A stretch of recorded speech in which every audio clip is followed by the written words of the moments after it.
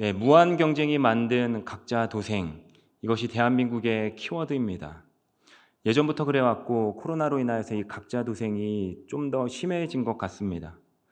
이제 빠른 속도로 진행된 신자유주의로 인해서 개인 간의 경쟁은 세계에서 가장 경쟁적인 사회를 만들었고, 또한 우리의 삶 가운데 고등학교, 대학교, 결혼, 취업, 또 우리의 삶의 일거수일투족 가운데에서도 또한 수많은 것들을 얻기 위해서 우리는 끊임없이 경쟁하면서 살아가고 있습니다.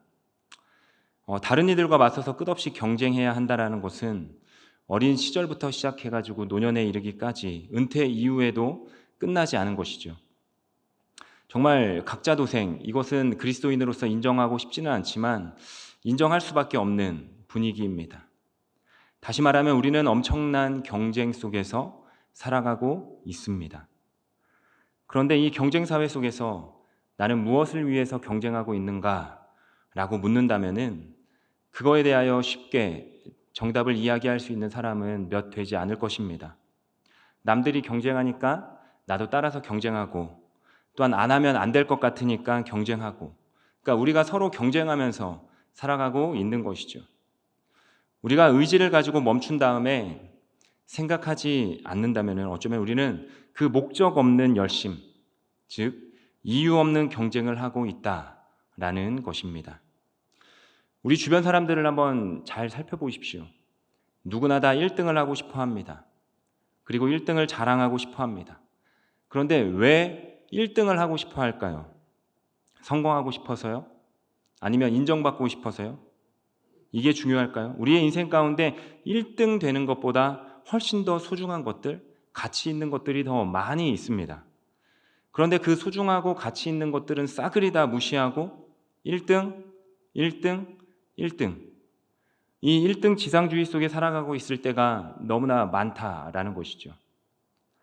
그런데 그 순간에도 내가 소중하게 여겨야 되는 것들을 무시하고 살아가고 있다는 것을 우리는 전혀 기억하고 있지 못합니다. 그러니까 저의 아버지 세대, 저의 아버지 세대에서 이런 이야기들을 많이 하죠.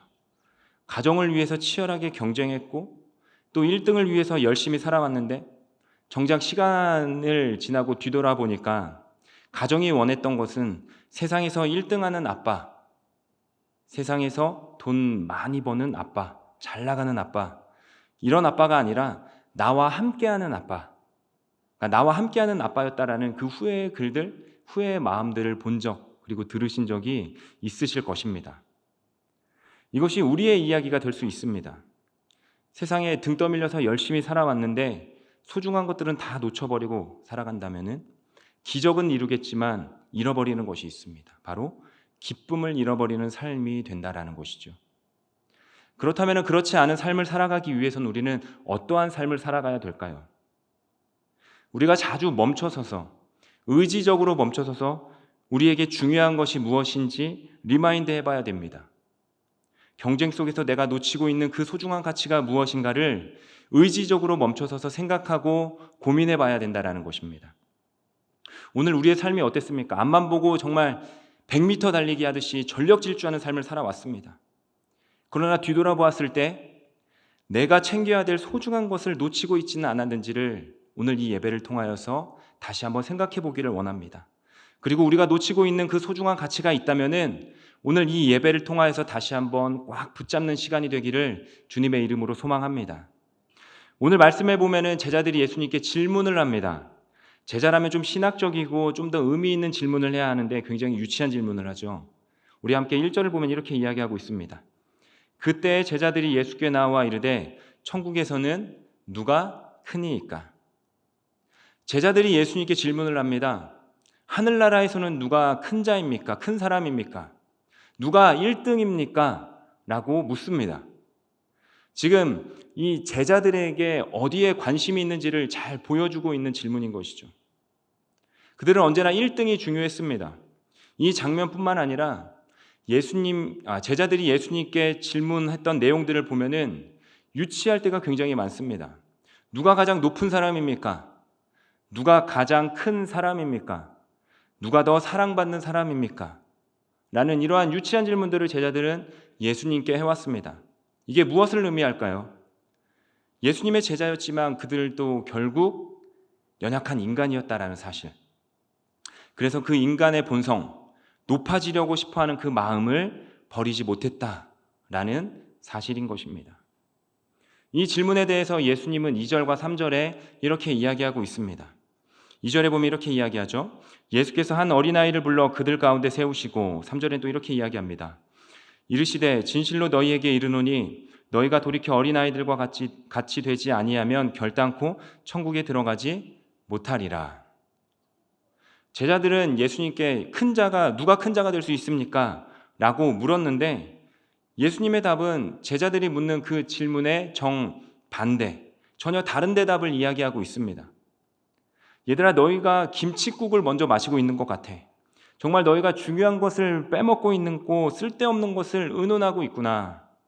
내가 볼 때는 너희들이 누가 큰 사람인가를 의논할 게 아니라 정말 너희가 하나님의 나라에 들어갈 수 있을까를 고민하는 게 맞는 것 같다. 그리고 어린아이 한 명을 세워놓고 이야기하십니다. 너희가 이 어린아이보다 큰 사람 같이, 그리고 이 어린아이보다 더 잘난 사람 같이, 그런데 그게 아니란다. 너희가 훨씬 더 작은 사람이란다. 이 어린아이처럼 되지 않으면 너희도 하나님의 나라에 들어가지 못한다. 라고 예수님께서 제자들에게 친절하게 설명해 주고 있는 것입니다. 제자들은요, 지금 착각하고 있습니다. 제일 큰 사람, 인정받는 사람, 하나님 나라의 1등만을 바라보고 있는 너희들이 가장 큰 가치, 정말 그 소중한 가치를 놓치고 있다는 것을 예수님은 제자들에게 보여주고 있는 것이죠. 그렇다면 그 하나님의 나라의 소중한 가치는 무엇일까요? 4절에 나와 있습니다. 우리가 4절을 함께 읽어보겠습니다. 시작. 그러므로 누구든지 천국에서 큰 자니라. 그 소중한 가치가 무엇이냐면은 이 어린아이와 같이 자신을 낮추는 겸손이다라고 이야기하고 있습니다.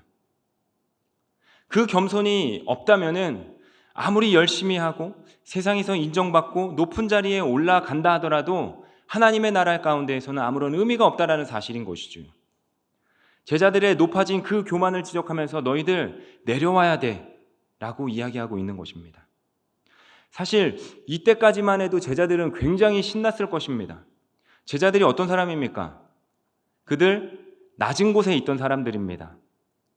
사람들이 거들떠보지도 않던 직업을 가졌던 사람들입니다. 그런데 이들을 예수님께서 부르시고 이들을 예수님께서 제자 삼으셨습니다. 예수님이랑 함께 다니면서 어떠한 일들이 일어났습니까? 가는 곳곳마다 병든 사람들이 치유되고 5,000명을 먹이게 되고 또한 귀신이 떠나가기 시작하니까 사람들이 이 예수님 주변으로 몰려들기 시작했습니다. 제자들도 처음에는 이 순수한 마음으로 예수님을 따라다녔는데 어느 순간 이 제자들의 마음 가운데에서 순수한 마음은 사라지고 하나님의 나라는 누가 더 큰 사람인가를 나누고 있는 것이죠. 마치 백마병에 걸려 있는 것과 같습니다. 백마병이 무엇입니까? 백마 위에 왕자가 앉아 있는데 이 왕자를 위해 박수를 치는데 백마가 자기 자신을 위해 박수 치는 줄 알고 착각하고 있는 게 백마병이에요. 제자들의 모습이 지금 딱 그런 모습입니다. 그러니까 너희들 높아지려고만 하지 말고 겸손해야 된다라고 예수님은 제자들에게 이야기를 하고 있는 것이죠. 사람들의 박수 소리와 그리고 그 교만에 취해서 놓치고 있는 소중한 가치가 있는데 자신을 낮추는 마음, 이 겸손이 너희들 마음 가운데 필요하다라고 이야기하고 있는 것입니다. 오늘 예배하고 있는 우리에게도 동일하게 이야기하고 있습니다. 우리가 잘 나가고 또한 우리가 바쁘고 또한 우리가 정신 없어도 우리가 절대적으로 놓치지 말아야 될 가치가 있는데 바로 이 겸손의 가치는 절대로 놓쳐서는 안 됩니다. 이 겸손은 하나님 나라에 가는 키워드이고 또한 이 겸손은 하나님과 동행하는 키워드입니다. 여러분 스스로에게 질문해 보시기 바랍니다. 여러분은 겸손하십니까? 나는 겸손한 사람입니까? 이 질문에 나는 겸손합니다 라고 이야기하는 것 자체가 겸손하지 못한 것이겠죠. 겸손은요, 의지의 영역입니다. 의지의 영역. 어떠한 의미냐면은 인간은 죄인이기 때문에 인간의 본성을 따라 살아가다 보면은요, 우리는 교만을 향하여 나아갈 수밖에 없습니다. 나는 겸손해야 돼, 나는 겸손해야 돼 라고 이 의지를 갖지 않는다면은 우리는 자연스럽게 교만한 삶을 살아갈 수밖에 없게 되는 것이죠. 나는 아무 생각 없이 앞만 보고 달렸고 1등을 향하여 살아갔는데 어느 순간 내 모습을 봤을 때 자연스럽게 교만의 자리에 서 있는 내 모습을 보게 되는 것이죠. 1등을 향하여 달려나갔고 또한 아무 생각 없이 앞만 보고 달려갔는데 내가 뒤돌아보았을 때에는 나는 겸손이 아닌 교만의 자리에 올라가 있는 것이죠. 그리고 말씀은 교만에 대하여 뭐라고 이야기합니까? 잠언 16장 18절 말씀입니다. 교만은 패망의 선봉이요 거만한 마음은 넘어짐의 앞잡이니라. 말씀은 단호하게 이야기하고 있습니다. 타협하지 않습니다. 우리가 겸손의 의지를 가지고 겸손의 자리로 내려가지 않는다면은 우리가 1등이라고 좋아하지만 역설적으로 패망의 자리로 가는 1등, 패망으로 달려가고 있는 1등이 될 수밖에 없는 한 사람이다 라고 이야기하고 있는 것입니다. 그렇다면 우리는 어떻게 겸손할 수 있을까요? 겸손은 바로 그 은혜를 시작하는 마음부터 시작되는 것입니다. 그리고 그 은혜를 기억하면 어떠한 반응이 나오기 시작하냐면 바로 감사가 나오기 시작합니다. 겸손한 사람은 감사하게 되어 있고 감사한 사람은 겸손하게 되어 있습니다. 나의 나된 것은 하나님의 은혜다. 이 고백을 가지고 오늘 내게 주어진 모든 것들을 감사하기 시작할 때 그것이 최고의 겸손할 수 있는 방법인 것입니다. 우리 인생 가운데에서 감사가 사라지면은요, 어떠한 문제가 생기냐면은 그때부터 은혜가 특별한 것이 아니라 일상이 되어버리는 겁니다. 은혜가 일상이 되어버리면 우리의 삶 가운데 끊임없이 불평이 터져나오기 시작합니다. 여러분의 입술 가운데에서 불평을 쏟아내는 사람이 있을 것입니다. 왜 불평하는 삶이 되었을까요? 하나님의 은혜를 은혜로 여기지 않고 은혜가 당연하다, 나의 일상이다 라고 여기다 보니까 그 순간부터 불평과 불만을 쏟아내는 인생이 되는 것이죠. 교만한 인생이 되지 않기 위해서는 우리가 의지적으로 선택해야 되는 것이 있는데 그게 바로 감사다라는 것이에요. 애굽 땅을 떠난 그 이스라엘 백성들, 가나안 땅으로 들어가는 그 이스라엘 백성들을 한번 생각해 보시기 바랍니다. 저는 어렸을 때 이해가 되지 않았습니다. 그들이 그 애굽 땅 탈출한 그 광야에서 40년이라는 시간을 생활했을 때 낮에 걸어가면은 구름 기둥이 이스라엘 무리 앞에 딱 있다 보니까 가림막이 되어주고, 또한 밤에는 엄청난 불기둥이 그들 무리 가운데 함께 있다 보니까 모든 것들로부터 지켜주고 보호함을 받았습니다. 그리고 매일 아침마다 만나와 메추라기가 집 앞에 놓여져 있었습니다. 그러니까 일상이 감사한 것이죠. 너무나 감사한 것입니다. 하나님의 살아계심을 날마다 찬양할 수밖에 없는 그들의 삶과 상황 가운데 있었는데 이스라엘 백성들이 감사하지 않으니까 이 모든 것이 은혜의 장면이 일상이 되어버리고 교만이 되어버린 것이죠. 은혜가 가득한 가나안의 여정 가운데에서 끊임없이 불평과 원망이 쏟아져 나오는 이상한 민족이 되어버린 것입니다. 여러분, 감사가 사라지면은 교만이 차오르는 건 순식간입니다. 우리는 그것이 차오르지 않게끔 감사의 자리에서 감사를 채워야 되는 것이고 겸손의 의지를 가지고 겸손의 자리에 서 있어야 하는 것입니다. 이 이스라엘의 실수를 반복하지 않는 어리석은 세대가 되지 않아야 된다는 것이죠. 내 삶에 교만이 차오르기 시작하기 전에 매 순간 끊임없이 감사로 나를 채울 수 있는, 또한 겸손의 자리를 의지적으로 찾아가고 겸손한 삶을 살아가는 우리 내송교회 성도님들이 되시기를 주님의 이름으로 축복합니다. 이어서 5절부터 7절까지의 말씀을 우리가 한번 다 같이 읽어보았으면 좋겠습니다. 5절입니다. 시작. 또 누구든지 내 이름으로 이런 어린아이 하나를 영접하면 곧 나를 영접함이니 누구든지 나를 믿는 이 작은 자 중 하나를 실족하게 하면 차라리 연자맷돌이 그 목에 달려서 깊은 바다에 빠뜨려지는 것이 나으니라. 실족하게 하는 일들이 있으므로 말미암아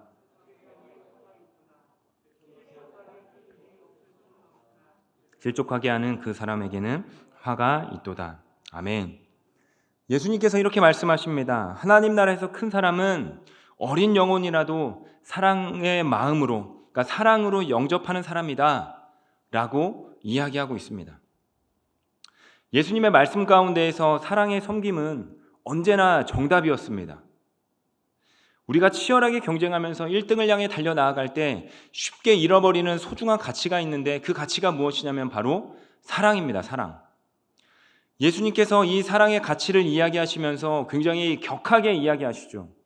6절에서 실족하게 하면 연자맷돌을 목에 달아 바다에 빠뜨려지는 것이 낫다라고 강력하게 이야기하고 있습니다.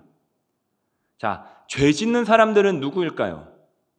사랑의 방향을 잃어버린 채 그 사랑의 방향이 나를 향해 있는 사람이 바로 죄 짓는 사람인 것이죠. 이기적으로 나만을 사랑하는 사람이 바로 이 죄 짓는 사람인 것입니다. 오직 나를 위해, 그리고 1등을 향해 달려나가는 그 맹목적인 인생을 살아가는 사람이 바로 죄 짓게 하는 인생이다 라고 이야기하고 있습니다. 그럼 이러한 질문을 할 수 있겠죠. 저는 죄를 지은 게 한 개도 없습니다. 나는 나의 꿈, 나의 야망을 이루기 위해서 열심히 일했고 열심히 살았습니다. 여러분도 잘 아시겠지만 한 사람의 야망과 그리고 권력과 힘이 만나면요 어떻게 되냐면 결국 죄 짓는 인생, 그러니까 죄 짓게 만드는 인생이 될 수밖에 없다라는 것입니다. 우리가 사회 속에서 너무나 많은 경험들, 그리고 기사, 뉴스를 통해서 우리는 너무나 이러한 부분들을 접할 수 있습니다. 나는 죄를 안 짓는다라고 이야기하지만 이 한 사람의 그 권력과 야망이 만나면요 누군가를 죄 짓게 만들 수밖에 없는 것이 우리의 삶이고 세상인 것이에요. 이러한 농담이 있습니다. 코끼리를 냉장고에 넣는 법. 혹시 코끼리를 냉장고에 넣는 법 어떻게 하면 코끼리가 냉장고에 들어가신지 아십니까? 냉장고 문을 연다, 코끼리를 넣는다, 그리고 냉장고 문을 닫는다. 제가 이 질문을 신대원에서 똑같이 받아봤습니다. 신대원에서는 이렇게 이야기를 하죠. 목사님이 코끼리를 냉장고에 넣는 방법은 무엇입니까? 라는 질문이었죠. 정답이 무엇이었냐면 전도사를 시킨다였습니다. 답은 의외로 간단했습니다. 이게 웃긴 이야기지만 1등을 향해 달려나가고 있는 이 수직적인 구조 속에서 높아지면 높아질수록 우리가 모르는 사이에 죄짓게 만들 수밖에 없는 그 모습을 반영한 농담인 것이죠. 교회니까 이것이 농담으로 여겨지지 사회에서는요 이게 일상입니다. 일상. 직장 생활을 하시는 분들은 이런 게 일상입니다. 일상. 위에 있는 사람은 그냥 시킨다라고 시킵니다. 성공하자라고 이야기합니다. 아무 생각 없이 그냥 시킵니다. 어떻게 보면은 수많은 사람들이 그 한 사람의 야망을 이루기 위해서 엄청나게 많은 죄를 짓는 그런 현실 속에서 살아가는 게 우리의 모습이고 세상과 사회의 문화이고 통속입니다. 높아지면 높아질수록 힘이 주어지면 주어질수록 우리가 알아야 되는 것이 무엇이냐면은 사랑의 책임도 함께 따른다라는 것이죠. 사람들은 높아지면 더 많은 사랑을 내가 받으려고 합니다. 그리고 사람들은 높아지면 더 편해지려고 합니다. 여기서 예수님이 말씀하시는 게 우리가 1등이 되지 말라라고 이야기하시는 것이 아니에요. 1등이 되지 말고 그냥 어중간하게 살아라. 그냥 꼴찌가 돼도 좋으니까 그냥 꼴찌의 인생을 살아라 라고 이야기하시는 것이 아닙니다. 오해하시면 안 되는 것이에요. 우리는 최선을 다해서 최고를 향해 달려가야 되는 것이 맞아요. 하지만 예수께서 말씀하시는 것은 달려가는 것보다 더 중요한 것이 있는데 그 소중한 가치를 붙잡는 것이다. 그리고 그 붙잡는 가치가 선행되어야 되는 것이다. 그 가치가 무엇이냐면 바로 사랑을 동반하는 가치, 사랑의 가치를 붙잡고 1등을 향해 달려나가야 되는 것이고 사랑의 가치를 붙잡고 성공을 향하여 달려나가야 된다라고 이야기하고 있는 것이에요. 그냥 맹목적으로 1등을 향하여서 달려나가는 것이 아니라는 것이죠. 사랑의 가치를 붙잡고 사랑을 향하여서 1등을 향해 달려나가야 된다는 것이죠. 그냥 성공하라는 것이 아니라 사랑의 가치를 붙잡고 성공하라고 이야기하고 있는 것입니다. 왜 우리가 1등을 해야 됩니까? 사랑하기 위해서 1등을 해야 되는 것이죠. 우리가 왜 높아져야 됩니까? 사랑하기 위해서 높아져야 되는 것이죠. 우리가 왜 성공해야 됩니까? 성공의 자리에서 낮아져 사랑하기 위해서 성공해야 되는 것이죠. 왜 우리가 많은 돈을 벌어야 될까요? 답은 동일합니다. 사랑하기 위해서 맹목적으로 1등과 성공을 향하여 달려나가는 것이 아니라 그 사랑의 가치를 붙잡고 사랑하기 위해서 1등이 되고 사랑을 위해 높은 자리를 향하고 사랑을 위해서 성공의 자리로 나아가는 그리스도인이 되어야 하는 것이죠. 그 가치를 잡지 못한다면 어떻게 될까요? 힘과 권력을 가진 사랑이 아닌 나를 자랑하는 삶으로 살아가게 될 수밖에 없는 것이죠. 그렇게 하면 결국 누군가를 죄짓게 만들 수밖에 없는 인생이 되는 것입니다. 고린도전서 13장은 사랑장입니다. 특별히 1절에 보면 이렇게 이야기하고 있습니다. 내가 사람의 방언과 천사의 말을 할지라도 사랑이 없으면 소리나는 구리와 울리는 꽹과리가 되고, 이 말씀을 기억하시기 바랍니다. 사랑이 없으면 힘도 권력도 어떠한 능력도 아무런 의미가 없다라는 사실인 것이죠. 이 힘도 또한 권력도 또한 능력도 누군가를 죄짓게 만드는데 사용되어지는 것입니다. 그래서 우리가 그 사랑의 가치를 기억하고 사랑하는 사람이 될 수 있어야 되는 것입니다. 세상의 수많은 사람들이 내 손에 주어진 힘과 또한 권력을 자랑하는 인생을 살아가려고 합니다. 즉, 내가 높아지려고 하는 인생을 살아가려고 합니다. 그러나 우리는 내가 높아지는 인생이 아니라, 나를 자랑하는 인생이 아니라 사랑을 선택하는 사람이 되어야 하는 것이죠. 이 사랑과 이 자랑은요, 공통점이 있습니다. 어떠한 공통점이 있냐면은 누군가의 아픔과 누군가의 상처를 보면서 기뻐하고 즐거워한다는 공통점이 있습니다. 자랑은요, 그 상처를 보면서 후벼팝니다. 그리고 내가 더 빛날 수 있기에 기뻐합니다. 그런데 사랑은요, 그 상처 가운데 내가 함께해서 울고 또한 그 상처를 싸매어 안아서 울 수 있기에 기뻐한다라고 이야기할 수 있습니다. 다시 한번 우리 내손교회 성도님들에게 질문해 보겠습니다. 여러분은 자랑하는 사람입니까? 여러분은 사랑하는 사람입니까? 사랑도 마찬가지예요. 우리의 의지적인 영역인 것입니다. 의지적인 영역. 왜요? 앞에서 이야기했던 것처럼 인간의 본성은요, 겸손보다 교만에 가깝다고 말씀드렸습니다. 같습니다.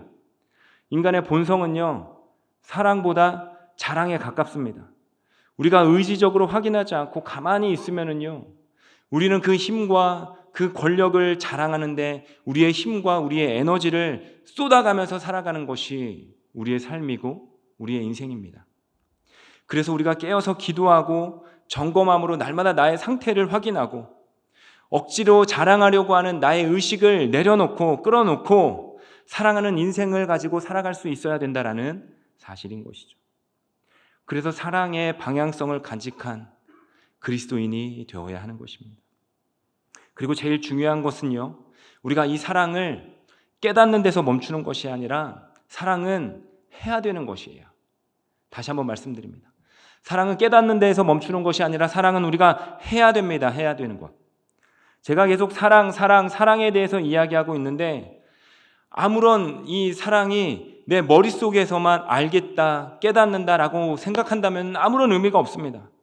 사랑은요, 저 문 밖으로 나아가서 내가 조그마한 실천을 할 때 그 사랑이 완성되는 것입니다. 우리가 몇 날 며칠 동안 수학 공식을 외운다라고 생각해 봅시다. 수학 공식을 외우는 것처럼 알았어, 깨달았어, 이해했어.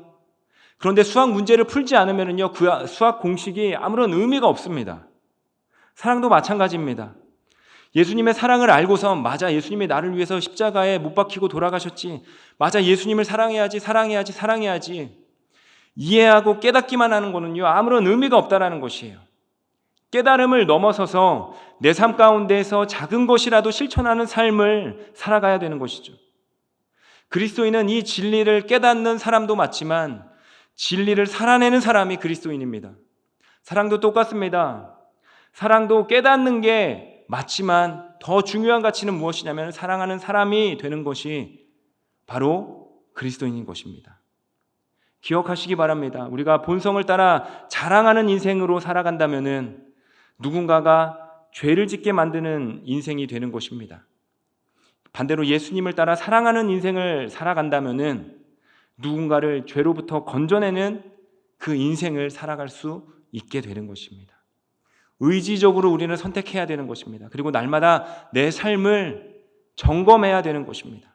그리고 어떻게 하면 내게 주어진 그 사랑을 가지고 내가 사랑할 수 있는가? 이것이 우리 내손교회 성도님들의 삶이 되기를 주님의 이름으로 축복합니다. 아까 앞에서도 이야기했지만 고린도전서 13장은요, 사랑장입니다. 사랑장. 사랑은 오래 참고 온유하며 시기하지 아니하며, 그러니까 고린도전서 13장에 나와 있는 사랑은요, 내적인 깨달음이나 수동적인 그 상태를 의미하지 않습니다. 고린도전서 13장의 그 사랑에 대해 의미를 쭉 살펴보면은요, 능동적으로 이야기하고 있습니다. 뭐뭐 해라, 해라, 해라. 바로 이 사랑은 능동적인 실천의 삶을 통해서 내 삶 가운데 드러나고 내 삶 가운데 나타난다라는 사실인 것이죠. 능동적인 사랑의 하루하루를 통해서 죄짓게 만드는 인생이 아니라 죄인들을 살리는 그리스도인의 삶을 살아가는 우리 내송교회 성도님들이 되시기를 간절히 주님의 이름으로 축복합니다. 마지막으로 8절과 9절에 보면은 이렇게 나와 있습니다. 우리가 8절과 9절을 함께 읽어보면 좋을 것 같습니다. 8절입니다. 시작. 만일 내 손이나 내 발이 다리 저는 자로 영생에 들어가는 것이 두 손과 두 발을 가지고 영원한 불에 던져지는 것보다 나으니라. 만일 내 눈이 너를 범죄하게 하거든 빼어내버리라. 한 눈으로 영생에 들어가는 것이 두 눈을 가지고 지옥불에 던져지는 것보다 나으니라. 오늘 예수님이 하신 말씀은 굉장히 과격합니다. 예수님이 보시기에 이 초딩처럼 질문하는 제자들, 누가 1등입니까? 그 이야기하는 제자들이 예수님이 굉장히 답답했던 것처럼 보여집니다. 우리가 세상에서 유혹받는 것 중에 가장 큰 유혹이 무엇이냐면은 바로 욕망의 삶을 따르는 것입니다. 욕망을 따르는 삶입니다. 바로 이 죄와 타협을 이루는 삶인 것이죠. 예수님께서 그 부분에 대해서 이렇게 이야기하고 있습니다. 죄와 타협되는 것보다 차라리 잘라내어버리든지 빼어내어버려라. 예수님이 굉장히 과격하게 이야기하고 있습니다. 이유는 실제로 잘라버려라, 이게 아니라 그만큼 소중하게 지켜내야 될 가치가 있다는 것을 우리 제자들에게 알려주고 있는 것이죠. 이것을 말씀하고 있는 것이죠. 우리가 지켜야 될 것, 우리가 소중히 또 하나 지켜야 될 가치가 무엇입니까? 절대 잃어버리면 안 되는 가치가 바로 거룩입니다. 거룩. 예수님은 어떠한 상황 가운데에서도 이 거룩의 가치를 빼앗기면 안 된다라고 이야기하고 있습니다. 1등하는 것보다, 앞장서는 것보다 더 중요한 것이 있는데 죄로 물들지 않는 거룩한 한 사람이 되는 것이다. 아주 강력하게 이야기하고 있죠. 그래서 잘라내어버려라, 빼어내어버려라 라고 이야기하고 있습니다. 왜일까요? 이 죄는요, 이 전염의 속도가 너무나 빠르기 때문입니다. 내가 방심하고 이 정도는 괜찮겠지 라고 생각하는 순간 우리의 인생, 죄가 덮인 인생이 되어버리는 것이죠. 너의 인생이 죄가 덮이기 전에 잘라내라, 빼어내어버려라, 이것이 지혜로운 것이다 라고 예수님은 이야기하고 있습니다. 우리가 암세포를 생각하면 좀 쉬울 것 같습니다. 병원에 갔는데 청천벽력처럼 내가 암이라는 진단을 받았습니다. 그럼 암이 내 눈에 보이지 않으니까 의사 선생님에게 암이 좀 더 커지면은 지금 2mm나 3mm, 5mm면 제가 한 1cm, 1.5cm가 되면은 내가 수술하겠습니다. 항암 치료를 하겠습니다. 라고 이야기하거나 생각하는 사람은 아무도 없을 것이에요. 다들 부들부들 떨면서 하루라도 빨리 수술 날짜를 잡아서 항암 치료를 해서 완전하게 그 암덩어리를 제거하고 싶은 게 바로 암 환자의 마음일 것입니다. 끝까지 추적해가지고 단 1mm의 암도 없게 만드는 것이 우리의 마음일 것입니다. 왜죠? 그렇지 않으면 이 암이 우리 신체 일부를 돌아다니면서 전이되기 때문에, 집요하게 기생하기 때문에 그렇습니다. 죄도 마찬가지입니다. 죄도 영혼에 기생하는 존재이기 때문에 우리가 적당히 제거하거나 우리가 조금 더 기다리는 그 순간 결국에는 그 죄로 말미암아 우리가 덮여진 인생을 살아가게 되는 것이죠. 예수님께서 그 부분에 대하여 이야기하고 있는 것입니다. 완전히 제거해버려라, 빼내버려라, 잘라내버려라, 그리고 온전한 거룩을 간직한 사람이 되어버려라. 어설픈 거룩이 아닌 완전한 거룩, 적당한 거룩이 아닌 온전한 거룩을 위한 몸부림을 너희가 쳐야 된다라고 이야기하고 있는 것이에요. 사랑하는 내송교회 성도 여러분, 원래 거룩하지 않는 사람은 없습니다. 우리 모두는요, 거룩한 존재입니다. 거룩한 것이 정상이고요, 거룩하지 않는 것이 비정상입니다. 그런데 우린 거꾸로 살아갈 때가 너무나 많아요. 거룩한 것이 자연스럽지 않는 일상이 되어버렸습니다. 거룩하지 않는 것이 자연스럽게 느껴지는 삶을 살아가고 있습니다. 사람들은 원래 그랬다라고 이야기하면서 합리화하기를 좋아합니다. 세상이 너무 악해졌어. 맞아. 세상은 원래 악했어. 저 사람은 너무 이기적인 사람이야. 맞아. 원래 저 사람은 원래부터 이기적이었어. 우리 조직은 너무나 악해. 맞아. 우리 회사는 원래부터 악했어. 그런데 이게 진짜일까요? 아니라는 것이죠. 하나님께서 원래 세상을 창조하실 때, 또한 원래 사람을 창조하실 때 그렇게 창조하셨을까요? 그렇지 않습니다. 우리가 적당히 하다 보니까 사람들이 착각을 하는 겁니다. 우리가 타협하고 적당히 거룩하면 되지라고 생각을 하니까 이 정도면 만족하게 된다. 이 정도면 괜찮다라는 그 순간부터 거룩하지 않는 것이 자연스럽게 느껴지고 거룩하지 않는 것이 당연하게 느껴지는 것이 우리의 삶이 되어버린 것이에요. 그런데 그것을 예수님이 뭐라고 이야기하십니까? 온전한 거룩을 이루라. 그렇지 않으면 잘라내어 버려라. 그렇지 않으면 빼내어 버려라 라고 이야기하고 있는 것이죠. 그렇지 않으면 거룩이 불편한 인생이 되는 것이고 거룩하지 않는 것이 편한 인생이 되어버리는 것이다 라고 말하고 있는 것입니다. 예전에 TV 프로그램 가운데에서 신박한 정리라는 프로그램이 있었습니다. 비움의 미학과 정리정돈의 기법이 더해지면서 누구에게 인기가 많았냐면은 우리 어머니들, 우리 주부들 사이에서 굉장히 인기가 많았던 프로그램이었습니다. 거기에 나와 있는 그 소개하는 집들은요, 평수가 굉장히 넓은 집이고 원래는 깔끔한 집이었겠죠. 그런데 정리정돈이 되어 있지 않다 보니까요, 그러니까 내가 많은 것들을 사고 방치하고 쌓아놓다 보니까요, 집에 공간이 매우 부족한 상태가 일어났습니다.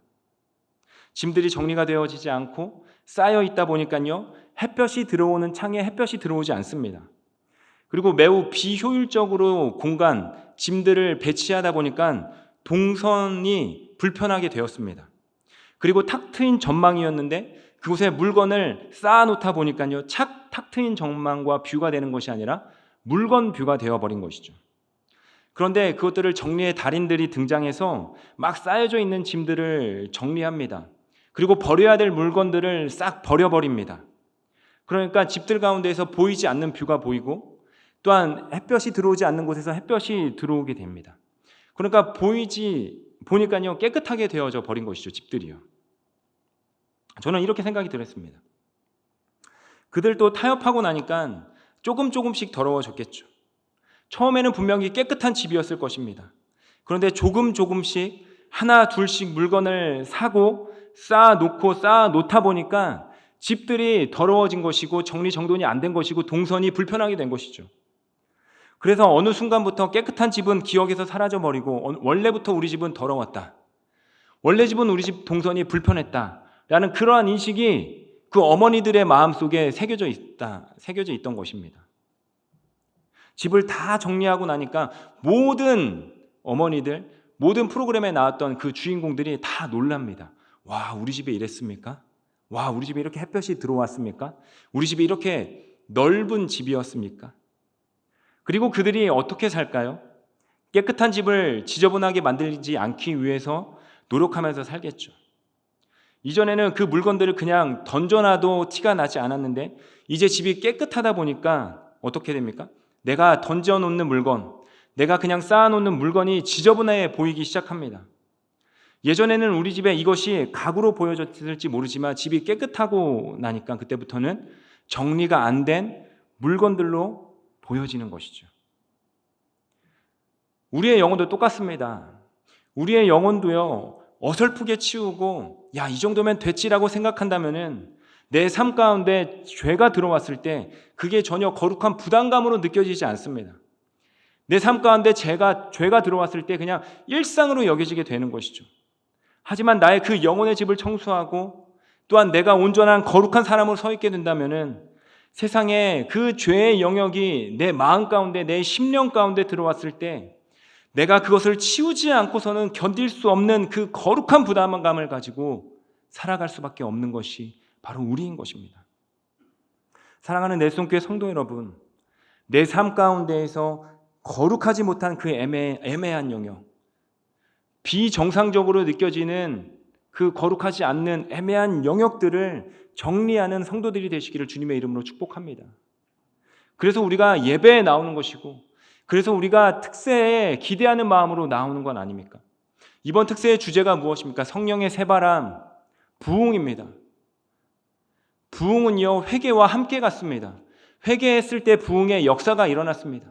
내 마음 가운데 거룩한 것을 정리했을 때 우리는 부흥의 역사가 나타날 수 있는 것이고, 우리는 성령의 새바람으로 말미암아 거룩한 새 사람으로 다시 한번 거듭날 수 있는 것입니다. 내가 온전한 거룩에 설 수 있는 최고의 방법이 무엇이냐면 바로 예배의 자리에 나오는 것이에요. 특세의 자리에 나오는 것입니다. 기도의 자리에 나오는 것이고, 그 자리에 나와서 그냥 거룩한 한 사람으로서 예배에 참여하고 회개하는 기도의 자리에 나아가고, 또한 삶 가운데 거룩이 정상적인 삶을 살아가다 보면은 우리는 거룩이 부자연스러운 일상이 되는 것이 아니라 거룩이 자연스러운 일상이 되는 것이 우리가 되게 될 것입니다. 내가 온전한 거룩에 설 수 있는 방법, 최고의 방법은 바로 예배에 나오는 것이죠. 이 시대에 필요한 사람은 무엇이냐면은 어설픈 거룩의 사람이 아닙니다. 말씀에 온전히 뿌리내린 온전한 그 거룩을 겸비한 그리스도인이 이 세상 가운데 필요한 것입니다. 사랑하는 내송교회 성도 여러분, 이 정도면 됐지, 그랬지, 이러한 착각을 내려놓고요, 하나님의 말씀 앞에 서서 하나님께서 기뻐하시지 않고 내 안에 거룩하지 않는 그 모든 것들을 제거하여서 온전한 거룩한 편에 서는 우리 내송교회 성도님들이 되시기를 주님의 이름으로 축복합니다. 그래서 예수님이 인정하는 그리스도인이 되고, 또한 그 예수 그리스도를 바로 보여주는 한 사람이 되고, 또한 온전한 그 거룩을 향하여 살아가는 한 사람이 되시기를 주님의 이름으로 축복합니다. 세 가지를 이야기했습니다. 겸손과 사랑과 거룩. 우리가 그것을 회복하기 위해서는 예배의 자리에 나와야 되는 것이죠. 그리고 예배 가운데 있을 때 그것이 회복되어지게 되어 있습니다. 세상의 그 어떤 죄의 영역이 내게 들어왔을 때 그것과 함께 공존하는 것이 아니라 괴롭고 견딜 수 없는 마음과 심령을 가지고 진짜 거룩한 한 사람이 되시는 우리 내송교회 성도님들이 되시기를 주님의 이름으로 축복합니다.